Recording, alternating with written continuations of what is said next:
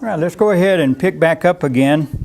Again, this just way more information, even about what's called the four reformers. There were many more than four, but the four most recognized names, of course, are Martin Luther, Ulrich Zwingli, who was in Zurich, Switzerland, John Calvin, who ended up making his headquarters in Geneva, Switzerland, and then a little bit later, John Knox, who was a leading reformer in Scotland, and the work there.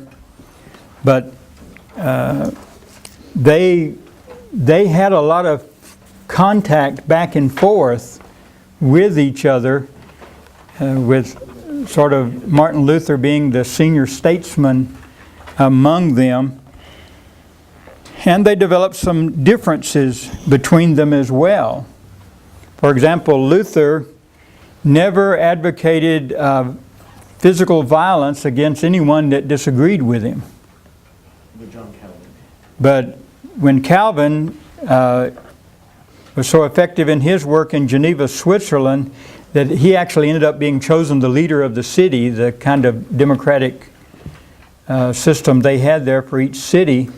And he not only ran the city, but all the city councilmen, would say, were members of his group as well. They created a kind of theocracy in which the church and politics were connected.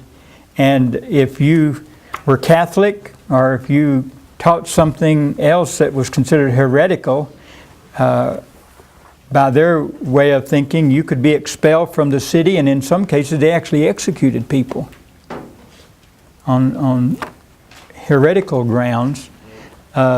Zwingli had a similar approach to things over in Zurich, where he was, and as we've already said, ended up dying in battle as he was trying to expel some Catholics and their forces from another part of Switzerland. But Luther never advocated that. I really don't think he even supported it, but he just didn't ever speak out publicly against these others who were doing that. Another key thing, and under Zwingli you'll see this in your notes, Luther eventually, even though he said sola scriptura, the way he ended up interpreting that, if things were practiced in the church that simply just don't appear in the New Testament, then he did not reject them on that basis. In other words, he allowed that which the Scriptures were silent on. Zwingli, on the other hand, argued that we can only allow what the Scriptures expressly support, which is probably closer to a restoration, as we think of restoration today, view of things.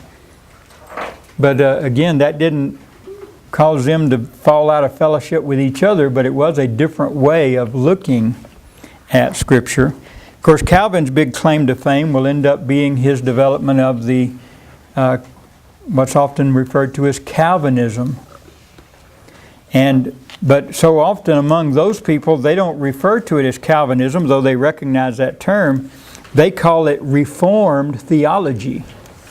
And so that's important to recognize that. And so I've put up on the website a chart out of a, if I can get it to open here, on what was the differences between Luther's theology in some points and Reformed theology. See if this one will wake up here.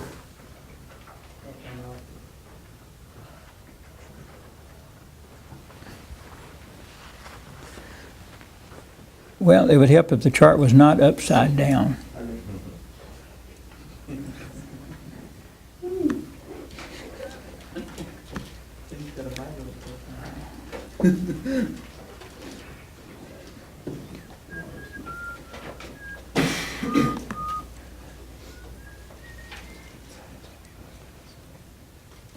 Well, perhaps I won't show this to you after all. No.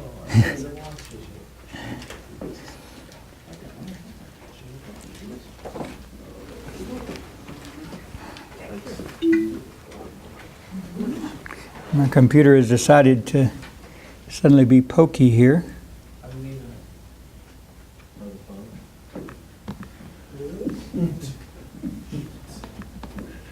Yeah. But, you know, there were some differences in thinking between Luther and Calvin even, but we do have in our textbook and any other place you want to look almost the 5 basic points of Calvinism.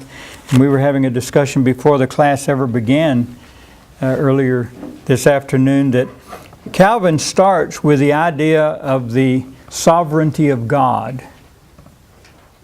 How are we to understand the nature of God and His sovereignty? And like so many things in church history, he's trying to solve a problem. He's trying to get a resolution in his own mind of how God, being absolute, all-powerful, all-knowing, eternal, all those things, how do you reconcile that with man being able to rebel against God and sin against God? And then when you add in the additional things of why Christ died on the cross, what part faith has in our salvation and so forth, he was trying to find a cohesive explanation of how all those things fit together. But it all starts with the sovereignty of God from His standpoint. And because God is sovereign and all-knowing, then of course God already knew that man would sin. Not only did He already know that man would sin, He knew who would be and amenable to the gospel. And in fact, God, even chose who would be amenable to the gospel. So He tends to minimize, it would seem from our perspective, or at least my perspective, man's free will in all of this, man's right to choose to be responsive to God's grace and mercy. And so with total depravity, which goes back to Augustine, really. Calvin was a big student of Augustine, even though Augustine lived over 1,000 years earlier. With man's total depravity, then limited atonement, just limited to those who God has chosen to save. The idea that if you're saved, you can't fall away. If you are unsaved, there's nothing you can do on your own to be saved. That all has to be God's choosing for all that to happen, and so forth. And again, that is not Luther's viewpoint. That was Calvin's. What was Calvin trying to solve? Tried to resolve, the same things we try to resolve when we try to explain how can God be an all-knowing, all-powerful, eternal God, and then at the same time explain how we have the right to choose for ourselves whether we will obey Him or not. And Right. So Calvin chooses, he's trying to resolve to basically put it all on God. whatever it is, Yeah. and then his resolve or his conclusion creates one of the most strongest heresies known that still has a very strong hold today.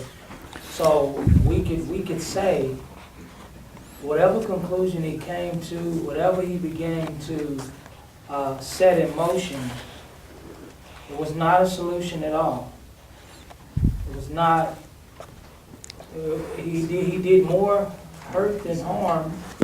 Misunderstood the sovereignty of God, and then obviously man having a free will to choose. So now we apologetically. Well, the challenge, of course, is we may call what he taught heresy. I think it was wrong directed. I'm careful about using that word heresy, but at the same time, if we're going to oppose what he said, and I do, we need to find a comprehensive alternative explanation that we, as far as we can tell, is more in line with what the Scriptures teach.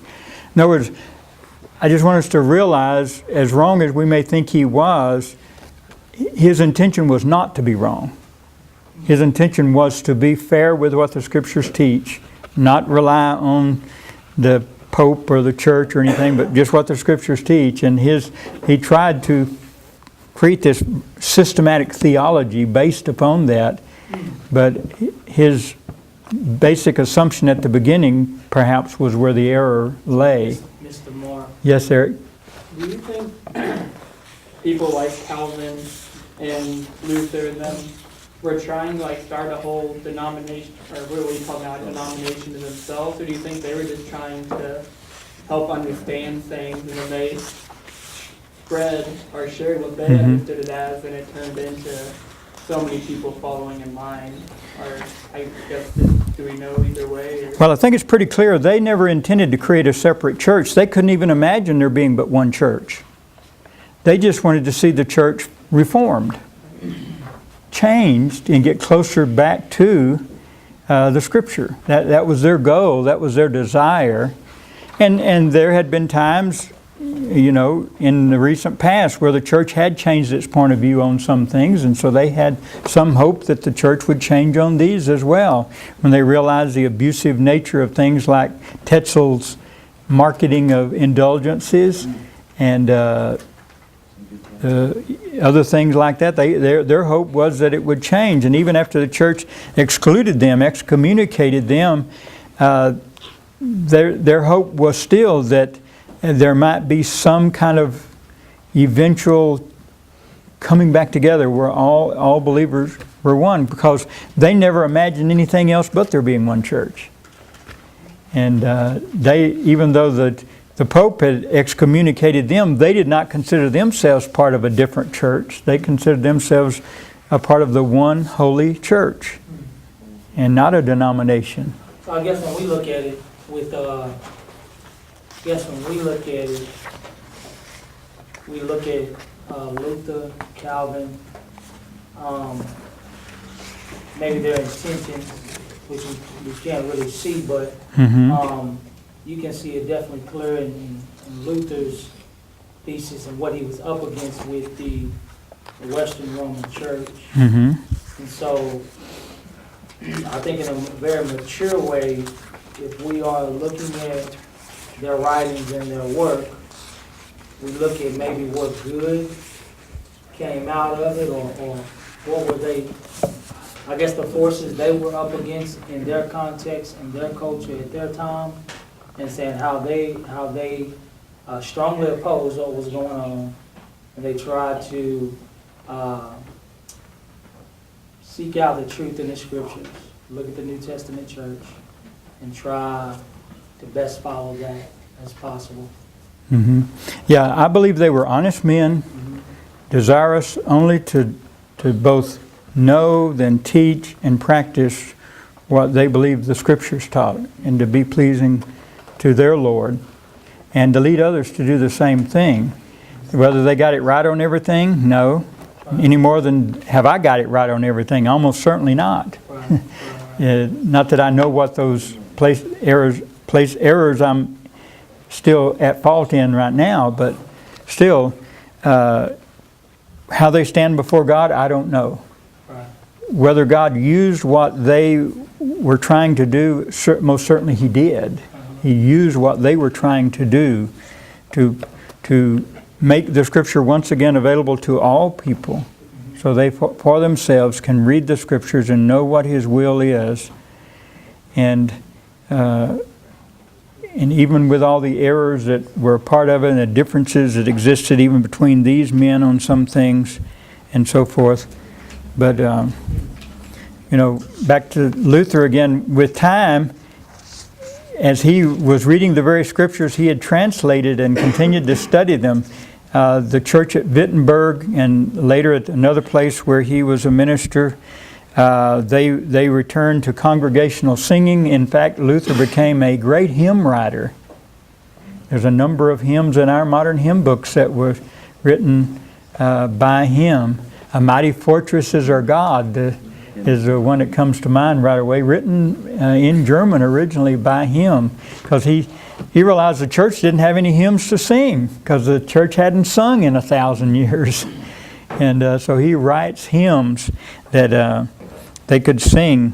He wrote a statement of faith. We would be opposed to it because it might have the word creed attached to it, but he wanted to give a brief summary to people. This is fundamentally what we believe the Scriptures teach. You're not asked to pledge allegiance to the creed, but this just try to help you understand what we believe the Scriptures teach on this subject. And yes, sir. So besides the 5 points of Calvinism Mm-hmm. and all that different, where did they differ? Because I've read where they kind of differ in the sacraments, or in like what we would call communion. Uh-huh. But like they even differ. They don't even like the Lutherans don't have the transubstantiation. They don't like. It's kind of a weird thing. So I'm just wondering like where they disagreed on the sacraments, Mm-hmm. particularly like in the bread and the wine between the three main groups, which was Luther, Right. Calvin, and Right. Well, scholars still argue about exactly what Luther believed about communion, for example. Yeah. We know he believed that in some sense they actually Partook of the flesh. physically were connected to the body and blood of Christ. So some theologians and scholars will say, well, that's transubstantiation, that it changed into it. But I don't think he ever actually used those terms himself. So they've come up with this other expression called consubstantiation. Yeah, that's what I That- was like, there's a different terminology, but it sounds the exact same thing as what the Catholic Church believes. Well, consubstantiation says that the bread itself and the wine itself never change, that they really are bread and wine. But in some mystical sense or spiritual sense, the physical body and the physical blood of Christ is there alongside them. That's consubstantiation. Spiritual sense, it's just Instead of it being transformed, which would be transubstantiation, they're there together with. Yeah.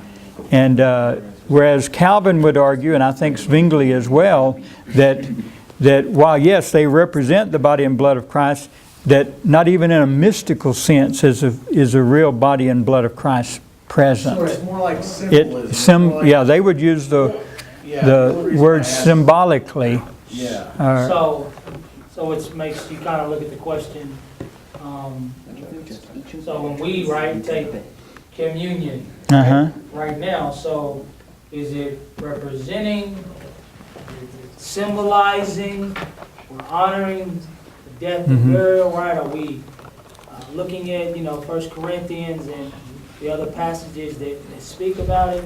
Surely we're not saying his blood and body is physically present. Surely we're not saying that. So what would you classify our taking of the bread and wine today in simple terms? Well, it's just what's called the symbolic view or the representative view.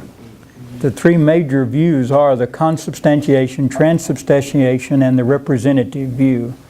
We'll have a whole class period we'll do the second half of this term on the sacraments, particularly the practice of the communion and of baptism. They took different views, not just on the Lord's Supper, but on baptism. Yeah, I know. The Anabaptists is a group that was very influential down in Switzerland for a while, including in Geneva. And Calvin actually said, if necessary, kill them. Get rid of them. 2 or 3. He held so strongly to the infant baptism view and so forth. And here were people who were advocating that only those who were adult believers could be baptized, and that baptism was by immersion. And that which seems so clear to us out of the Scriptures, Calvin just could not see that at all, and he was actually advocating executing people who believe that way. And eventually, through his efforts and those after him, it's fairly well documented that more than 10,000 Anabaptists over about a period of maybe 50 or 60 years were put to death for believing something that we wouldn't imagine believing any other way about now. And yet Luther, Head and baptism. while Luther accepted infant baptism, thought that was okay, he also had no problem if someone came to him and said, I think I need to be immersed. He could see that as well, and so that was a rather a difference between these folks, and so there were differences among them, and I just have to point you to the literature that's available, and there is a great deal of it about these men, both the things they shared in common in their thinking as well as their differences. And but of them, I just give a little attention now to John Knox. This is a Scotsman, but he was originally a priest in the Catholic Church in Scotland. He was actually what's called a notary priest. Notary priests were fairly highly educated priests. The concept we have today of notary public, you understand what a notary is today? Someone that you take a document to and they can verify that your signature is genuine, that this document has been genuinely generated. Well, that concept goes back a great deal of time backwards, and he was a notary priest, which means for the church he produced documents that were official. He was a notary priest. He not only was a scribe, because even though the printing press had been invented, a great deal of documents were still generated by hand, not by printing presses, especially when there's only 1 or 2 copies of them. And so he generated and reproduced documents that were official on behalf of the church. Probably many of them of no particular interest or value to us today, but they needed to be genuine in their nature, and he could verify that. But he was touched by the Protestant movement, and actually, I think, went to Geneva, and for a while heard Calvin teach. And when he came back to England, England was in the throes of Henry VIII, and Henry VIII pulling the English church away from the Catholic Church to create the Anglican Church. Of course, it's not clear, even at this late date, whether Henry had religious views that caused this or whether they were strictly personal and political. But he certainly didn't like the idea that the Pope supposedly had authority over the church, and if he wanted to, could even excommunicate Henry, which he did, over him, putting away his wives and marrying others. And but so Henry pulled away the church in England. It's now commonly referred to as the Anglican Church. But it was considered part of the Protestant movement from the standpoint it was protesting against the power of the Pope. It wasn't Calvinistic, it wasn't Lutheran. Most of its doctrines, practices were very Catholic still, and still are today. They even still today recognize the Pope as the Pope. And but in England, the king became the head of the church there. And when he died, his son, Edward, I believe it was, became king. But Edward only lived maybe 4 years. He was very poor health, quite young man, just a teenager actually, and dies. And then his half-sister becomes queen. And she was a staunch Catholic. Because her mother was a staunch Catholic, and really thought her mother had been wronged, as her mother, of course, thought she had been when Henry had put her away to marry someone else. But she becomes queen, and her mother was Mary, Queen of Scots, and she was Mary, Queen of England, the daughter. And she tried to steer the church back under the direction and control of the Pope, and started persecuting not just those who wanted to keep the Anglican Church separate, but especially persecuting those who were truly Protestants Lutherans, Reformers who were trying to set up churches in England during this time, and many died. Even some in her own administration were put to death. Then when she passed away, her sister, another family member, becomes Queen Elizabeth. And she was Protestant. And so everything swings back the other way again in England. What a mess it was in the 1500s in England. But Elizabeth had a long and mostly peaceful rule. She did persecute the Catholics to a certain degree in her country, but not to the degree that her sister had persecuted the Protestants when she had been in power. And then at her death, James becomes king. And trying to remember, I'm not quite sure that James was her son, maybe a nephew. That little part of English history escapes me. But then James also is Protestant, and it's under his rule then that, of course, many things happen, some good, some bad, but he authorizes a creating of a new English translation of the Bible, because the Catholics by that time had a Catholic English Bible out. There were about 3 or 4 different earlier English translations being used in the churches. The Geneva Bible used by the Reformed people, the Coverdale Bible being used by Anglicans, and so forth. And so he authorized a new one be made that maybe as much as possible everybody could agree upon. And that's what the King James Version became. It was one that was not only based on scholarship, but also intended to replace all the different English translations with one uniform translation. And the reason they wanted to do that is because so that the same Bible was used in all the church services, since, reading of the Scriptures and preaching from the Scriptures was a common practice in all the church services, especially of the Anglican and the Protestant churches, that they would just have a common set of Scriptures to be used, whatever variety of Protestantism they might have been. So, very interesting history of that. I listened here several years ago to the history of England during this period of time, because after James dies, his son Charles becomes king, and while Charles is king, there is actually an English civil war takes place. And the Civil War was multifaceted in that Protestants in the country felt like England ought to go ahead and become Protestant, not just Anglican.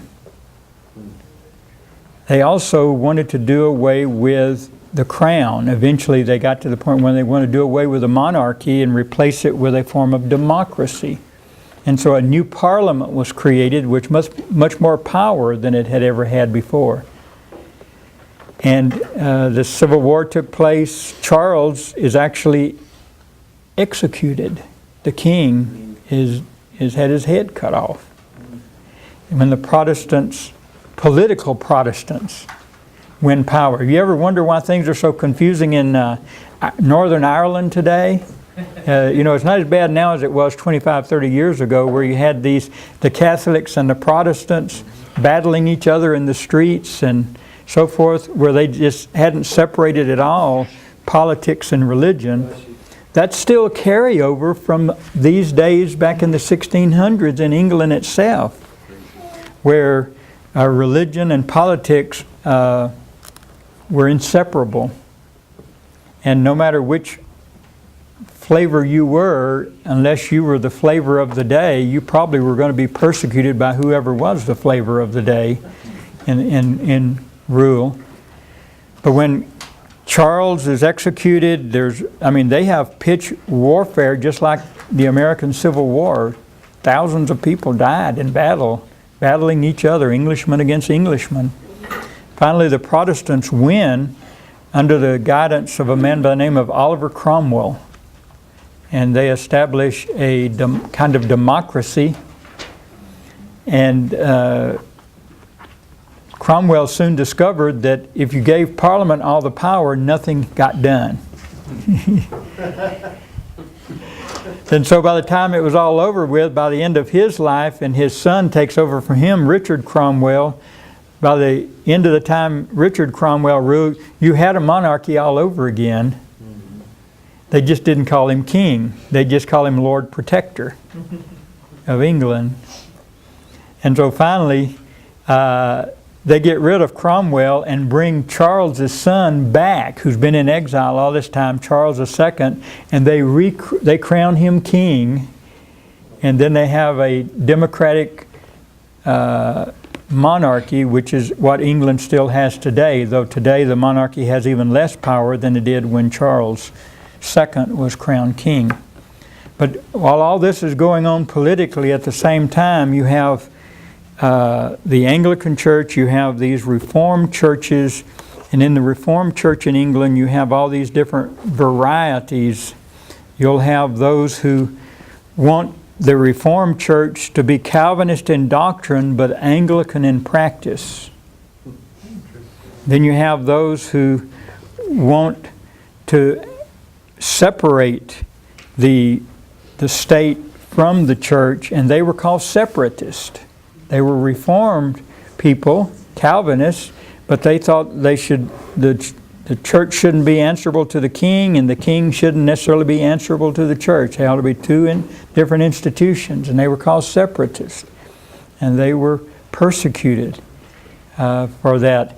There were those who felt like that while being a part of the Anglican Church, but being Reformed in doctrine, that there needed to be some changes made in the Anglican Church, and they were called dissidents.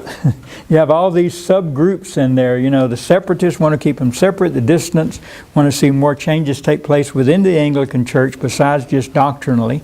And then you have the pure Anglicans, who are basically Catholics with a different name, and they alternately, depending on the wishes of the king or whoever's in power at that time, ultimately are the persecutors or the persecuted themselves. And it was just a real mess.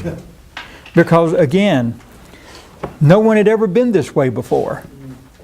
And no one knew how to run a country with multiple different major religious viewpoints being represented. And so, you know, we're in the 1600s, then you start sending people, they start coming to America. You know, you have the Pilgrims, or the Puritans, as they really were. Pilgrims were just a group of the dissidents and separatists who came to America to get away from all of it, landed at Plymouth Colony in 1620. Is that about right? Around 1620, I believe. Established a religious colony there. Others will soon follow. It's estimated that over the next 20 or 30 years, some 10,000 Puritans, this particular flavor of Reformed people, came to America. But then other groups other Catholics came to Maryland. Quakers, who were being persecuted by the Reformed people in England in the late 1600s, end up coming to New York, I think initially, then move on over into Pennsylvania. Under William Penn, and you have others coming as well, seeking a place where they can worship according to their own convictions without there being a national church and national ruler telling them how to do it. And then they start splitting among themselves. Eventually the people at Plymouth Rock, and I'm getting ahead of myself, but I can't help it. The people at Plymouth Colony end up ejecting a guy named Roger Williams, I believe, and because he said, you have become what you ran away from. You left England and went to Holland, then we left Holland and came here because we did not want the government telling us how to worship. And now you've created a government where you're telling everybody here this is the only way you can worship. And so he pulled out, and a few followed him, and they went down south of them into the area where Rhode Island is today and established another colony that were more Anabaptist-like, which fit more with his convictions. And and that eventually will become the settlement that, when the states are formed, becomes Rhode Island. So, but this is all because now we've just continued, using our microscope to zoom in closer and closer. We're already into England, and where a lot of this is going on now, because we're now about 100 years after Luther and Calvin, when we get into the 1600s. There are just so many little things to talk about. The Anabaptists are quite interesting folks. I know someone here has that topic. Let's see if I can find the little section I wanted to read about them. This is one of your other books you could get, called Church History in Plain Language by Bruce Shelley, which in general, I like parts of his book, but other parts of it are, he just kind of hit and miss of what he chooses to cover, and of course that's true of our present author as well. But here's some of what he says about the Anabaptist. He says, most revolutionary movements produce a wing of radicals who feel called of God to reform the Reformation. And that is what Anabaptism was, a voice calling the moderate reformers to strike even more deeply at the foundations of the old order. In other words, they wanted to be radical reformers, go further away from the Catholic Church than Luther and Calvin and Zwingli and others had done. And he said, like most other movements of this kind, they lacked cohesiveness. There was no one doctrine, one leader, and so forth. And even the name Anabaptist was not of their choosing, but pinned on them by their critics and enemies. It literally meant rebaptizer, and was intended to associate the radicals with heretics and to subject them to severe persecution. And that succeeded famously. He said, actually the Anabaptists rejected all thoughts of rebaptism because they never considered ceremonial sprinkling of infants baptism in the first place. So it wasn't rebaptism, it was baptism for the first time. They much preferred to be called baptizers or Baptist as a designation. But to most of them, the fundamental issue was not really baptism, it was the nature of the church and its relation to civil government. They had come to their convictions, like most other Protestants, through Scripture. Luther had taught that common people have a right to search the Bible for themselves. It had been his guide to salvation. Why couldn't it be theirs? As a result, little groups of Anabaptist believers gathered about their Bibles. They discovered a different world in the pages of the New Testament. They found no state-church alliance, no broad idea of Christendom. Instead, they discovered that the apostolic churches were companies of committed believers, communities of men and women who had freely and personally chosen to follow Jesus. And for the 16th century, where they lived, that was a revolutionary idea. And so their goal was the restitution of apostolic Christianity, return to churches of true believers. In the early church, they said, men and women who had experienced personal spiritual regeneration were the only fit subjects for baptism. The apostolic churches knew nothing of the practice of baptizing infants. That tradition was simply a convenient device for perpetuating Christendom, nominal but spiritually impotent Christian society. The true church, they insisted, is always a community of saints, dedicated disciples in a wicked world. And it just goes on, and they worked hard in Switzerland, and of course that's going to run them right up against Calvin in particular, and those who followed Calvin, so much so that they were persecuted and even executed for their faith. And but they probably, of all these different groups, it sort of goes back to something Michael was saying earlier, of all these early groups during this period of time, we probably would feel closest to the Anabaptist, or as they call themselves, Baptist. And because of their ways of thinking about this. Now the church and by that I mean the Holy Roman Catholic Church, is not silent while all this is going on. They don't just stand idly by and just issue excommunications of everybody that is following Luther or Calvin or Zwingli or John Knox or Henry VIII or whatever. The church actually starts looking at itself and saying, we need to do some things. So they have this Council of Trent, which was a major church council in, I'm sorry, I don't have the date on exactly when that happened. I didn't write that down. But the Council of Trent was trying to address actually some of the things. They reaffirmed the doctrines of purgatory and of indulgences, but condemned the abuses of indulgences. They reaffirmed. Doesn't here 1545. There you go. I was going to say 1540s, but I couldn't. It lasted for a long time. It was a long, long church council.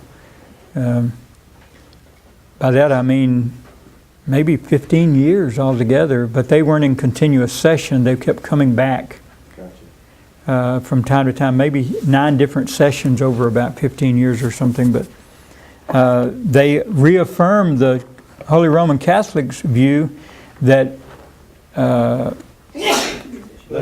that opposed the idea of predestination in the way Calvin was teaching it. That it was a cooperation of God's work and man's free will that determined person's salvation. They reaffirmed infant baptism, many other things. But something else that came along about this time was a whole new order of monks who were classified.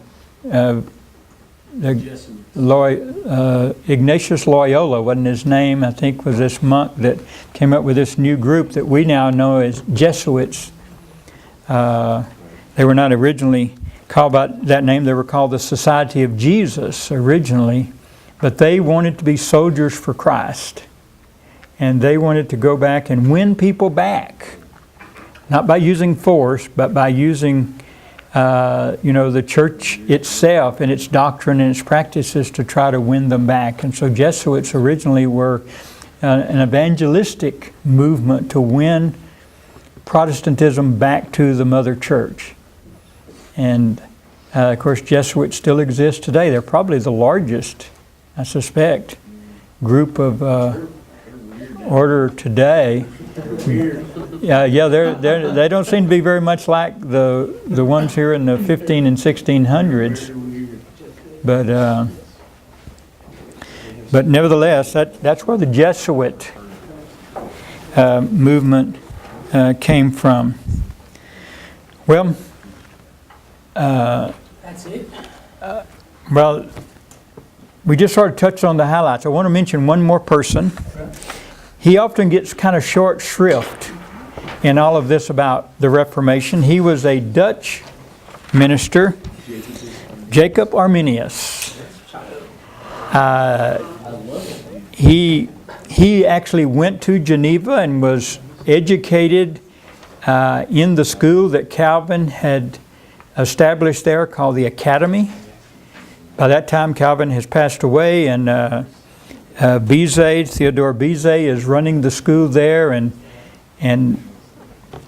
Arminius gets his education there at the Academy, comes back all fired up, as a Protestant, a Reformed preacher, and is invited by someone or asked by someone to debate someone else over this whole idea of predestination and so forth. And he was, of course, going to take the Calvinist viewpoint. And in preparing for the debate never took place.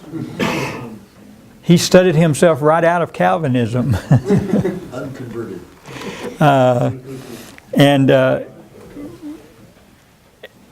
Remained a member of the Dutch Reformed Church all of his life. He was never excommunicated, but he did not stick with the teaching, and he passed away in 1609, I believe it was, and in 1610, those who believed like he did and had followed his lead in that issued a document that was called the Remonstrance, which I guess that sort of means a counter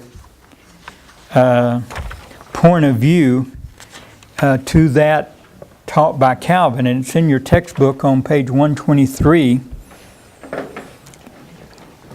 But the Remonstrance came out in 1610, but it probably accurately reflected his own viewpoint on these matters.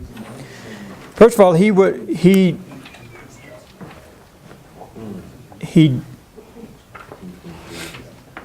argued that man is not innately good. He was not a Pelagian. Remember Pelagius that we talked about in the 500s that Augustine took on? Pelagian said that man is inherently good and can on his own could possibly keep God's law perfectly, just no one ever has. And that was widely rejected by the church at that time. And some accused Arminius of being a Pelagian, but he was far from that. He would say, on their own, humans can do nothing good. And before the foundation of the world, God chose to save everyone who would freely choose to trust Christ. That was different than Calvinism that says that before the foundation of the world, God chose who would be saved and who would not. They said before the foundation of the world, God made the decision to save everyone who, of their own free will, choose to trust Christ. Jesus died for everyone, but his death only redeems believers. And people can choose to reject God's attempts to save them. In other words, no irresistible grace, which is what Calvinism said, that if God has chosen to save you, that's irresistible. You can't go against that. Arminius did not believe that matched up with the Scriptures. And then on the idea of the saints not being able to be lost once they're saved, he would said he didn't find in the Scriptures any compelling evidence one way or the other on how to stand on that. So the statement was, Scripture doesn't clearly state whether Christians can forfeit or lose their salvation. Just like the Anabaptist, we probably would find we were in good company with a man like Arminius and those who followed him. I'm saying that from the standpoint of that most of the men I know and women who are part of the churches of Christ, believe along much these same lines as well. That while God is all-powerful and all-knowing, that the balance between God's sovereignty and man's free will is different than the way Calvin ended up with it, with one heavily weighted and the other lightly weighted, that it's more in a different kind of balance as we understand the Scriptures anyway. And so that was Arminius, and many historians don't give him much attention. Maybe because many, in this period of time, maybe because many of the historians who are writing in this period of time are Reformed historians, and so they see him as almost a heretic, and would even say so in many cases because of his teaching, even though the Dutch Reformed Church, who was strongly Calvinistic itself, never ejected him from the church. They allowed him to teach that throughout his entire ministry. And there's a whole subculture within the church that believed like he did. But he never actually went out and tried to create a separate religious group from that standpoint. Okay, any questions or other things like that?